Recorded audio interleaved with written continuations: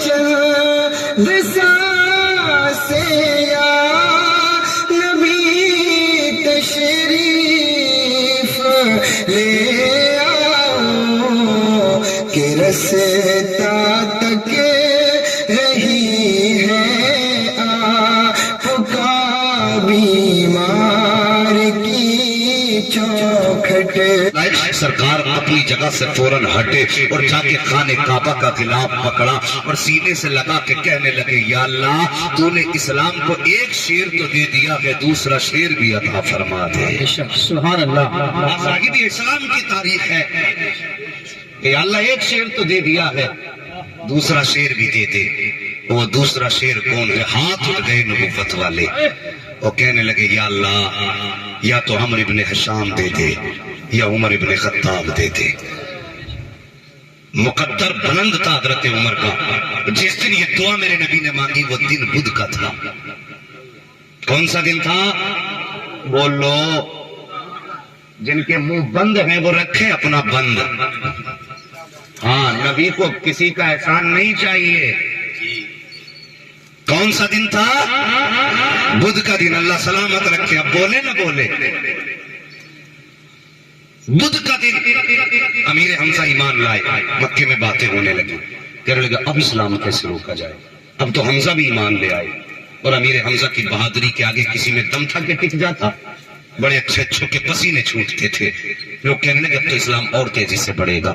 باتیں ہونے لگی مکے کے گھر گھر میں باتیں کہ دین کیسے روکا جائے، دین کیسے روکا جائے، اسلام کے بڑھتے قدموں کو کیسے روکا جائے۔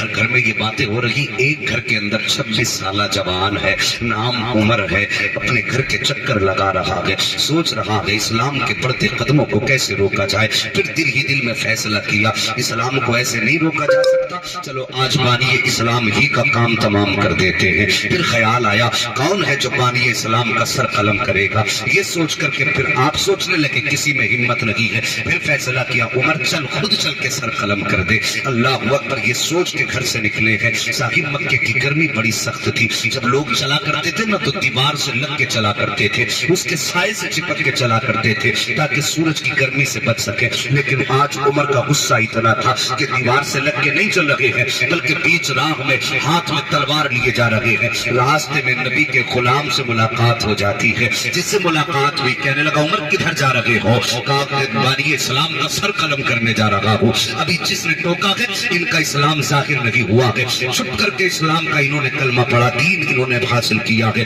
اللہ اکبر، کدھر جا رہے ہو؟ بانی اسلام کا سر قلم کرنے۔ اتنا سنا دیوانہ ہنسنے لگا۔ بانی اسلام کا سر قلم کرنے؟ کہا ہاں۔ کہا ان کا سر قلم کرنے جا رہے ہو؟ پہلے اپنے گھر کی بھی خبر لے لو۔ اتنا سنا کہنے لگے کس گھر کی بات کرتے ہو؟ کہا جس نبی کا تم سر کاٹنے جا رہے ہو تمہاری بہن اسی کے نبی کے نام پہ اپنی جان کا سودا کر بیٹھی ہے۔ جس نبی کا سر قلم کرنے جا رہے ہو تمہارا بہنوئی بھی اسی کے نام پر اپنی جان کا سودا کر بیٹھا ہے۔ اب جو غصہ نبی کی ذات پر تھا وہ پلٹ گیا بہن بہنوئی کی طرف۔ آئے بہن کے دروازے پہ دستک دی، اندر سے قرآن کی آواز آئی۔ ایک طریقہ ہوتا ہے پیار سے دروازہ بجانے کا، ایک ہوتا ہے غصے میں دروازہ بجانے کا۔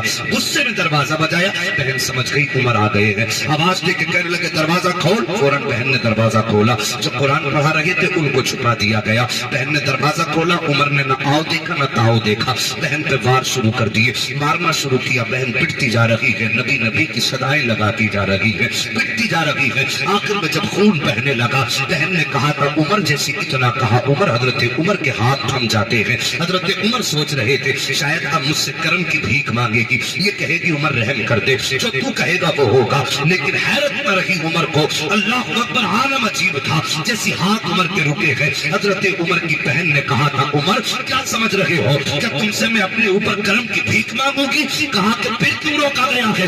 تب حضرت عمر کی بہن نے کہا تھا سنو عمر، تم بھی خطاب کے بیٹے ہو، میں بھی خطاب کی بیٹی ہوں، تم عمر ابن خطاب ہو، میں فاطمہ بنت خطاب ہوں۔ اگر جرأت تمہیں آتی ہے تو جرأت مجھے بھی آتی ہے۔ اگر تم نے یہ سوچا ہے کہ اس وقت تک ماروں گا جب تک دامن نہیں چھوڑے گی تو میرا بھی یہ فیصلہ ہے، جان لے سکتی ہوں دیا ہوا ایمان ہے۔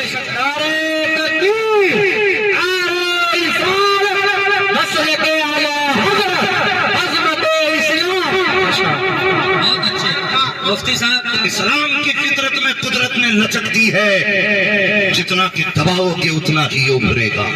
شک، کیا بات ہے بیٹا. اللہ اکبر کا عمر، تو عمر ابن خطاب ہے، میں فاطمہ بنت خطاب ہوں. سوچ لے کیا کرنا ہے. نہ میں اپنا ارادہ بدل سکتی ہوں نہ تو اپنا ارادہ. حضرت عمر نے اتنا سنا، کہنے لگے ہو فاطمہ، عمر وہ ہے جس کے سامنے مکے کا بڑا بڑا سردار نہیں بولتا. تو بتا تجھے یہ جرأت کس نے دی ہے؟ تو عورت ہو کے اتنی بول رہی ہے؟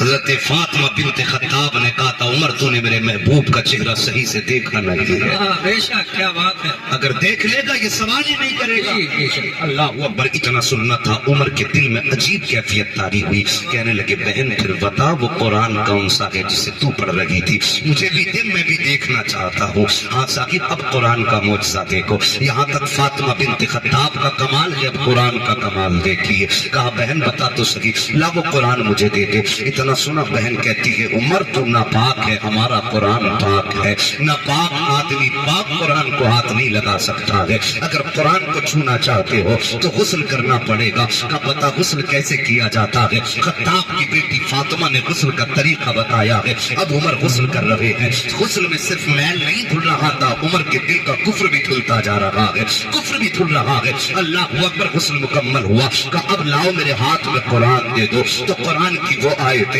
جو کسی چمڑے پہ لکھی ہوئی تھی یا کسی تختی پہ لکھی ہوئی تھی، فاطمہ بنت خطاب نے عمر کے ہاتھ میں لا کے رکھی ہے. جیسی حضرت عمر نے ہاتھ میں وہ آیتیں لی ہیں، پہلی نگاہ عمر کی لفظ طٰہٰ پہ پڑ جاتی ہے. لفظ طٰہٰ پہ نظر کا پڑنا تھا، بس کمال ہو گیا ہے. اب حضرت عمر قرآن کو پڑھتے جا رہے ہیں، روتے جا رہے ہیں، پڑھتے جا رہے ہیں، روتے جا رہے ہیں. بدن کانپنے لگ جاتا ہے. کہتے فاطمہ اب دیر نہ کر، مجھے بھی اس محبوب کی چوکھٹ پہ لے چل جس نے تجھے یہ مبارک قرآن لا کر کے دیا ہے. اللہ اکبر. اب دیکھو تو صحیح، دار بنی ارقم ہے، اسلام کا پہلا مدرسہ ہے جہاں پر چھپ کر کے لوگوں کو دین سکھایا جا رہا ہے. حضرت عمر فاروق اعظم نے اسی دار بنی ارقم کا رخ کیا ہے. جب چلنے لگے لوگوں نے کہا آقا عمر آ رہے ہیں، ہاتھ میں تلوار ہے، ارادہ اچھا نہیں لگ رہا ہے. حضرت امیر حمزہ کہنے لگے آنے تو حمزہ آ گیا ہے، اگر نیت اچھی ہوگی تو استقبال کیا جائے گا، اور اگر نیت خراب ہوگی تو گردن بھی اسی کی ہوگی، تلوار بھی اسی کی ہوگی، اسی کی تلوار سے اسی کی گردن قلم کروں گا.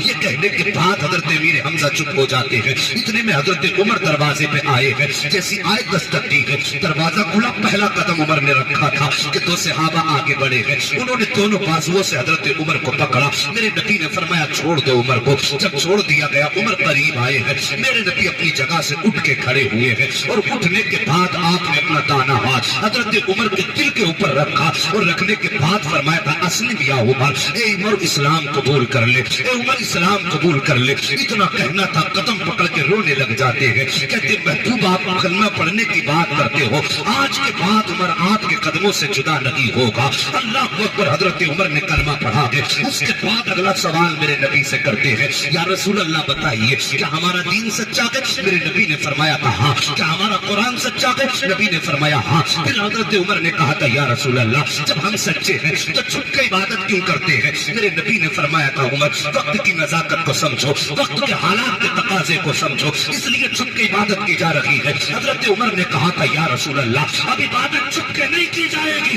بلکہ عبادت کھل کے کی جائے گی. اب عمر آ گیا اسلام کے دامن میں. اتنا کہنا تھا. حضرت عمر کہتے ہیں یا رسول اللہ اب نماز حرم میں ادا کی جائے گی. آؤ ذرا تاریخ اٹھا کر کے اسلام کی دیکھو. حضرت عمر چلے ہیں تو مسلمان اب حضرت عمر کے ساتھ 40 کی تعداد مسلمانوں کی ہوئی ہے. 2 صفیں مسلمانوں کی بنی ہے. ایک صف کی قیادت حضرت امیر حمزہ کر رہے ہیں، دوسرے صف کی قیادت حضرت عمر فاروق اعظم کر رہے ہیں، اور بیچ میں نبیوں کا سردار چل رہا ہے. حرم کعبہ کی طرف جا رہے ہیں. عمر کے ہاتھ میں تلوار ہے. کہتے جا رہے ہیں اگر کسی کو بچے یتیم کرانے ہیں تو عمر کے مقابلے میں آ جائے، اگر کسی کو بیوی کو بیوہ بنانا ہے تو عمر کی تلوار کا سامنا کرے. یہ کہتے جا رہے ہیں. اب جیسی پتہ چلا ہے کہ عمر نے نبی کا کلمہ پڑھ لیا ہے تو کفر کمرے کے اندر بند ہو گیا تھا. ہمت نہ تھی جو کوئی سامنے آ جاتا. جب کوئی سامنے نہ آیا حضرت عمر گئے ہیں، ہر ظالم کے دروازے پہ گئے، دستک دیتے، آواز آتی کون؟ کہتے عمر آیا ہے.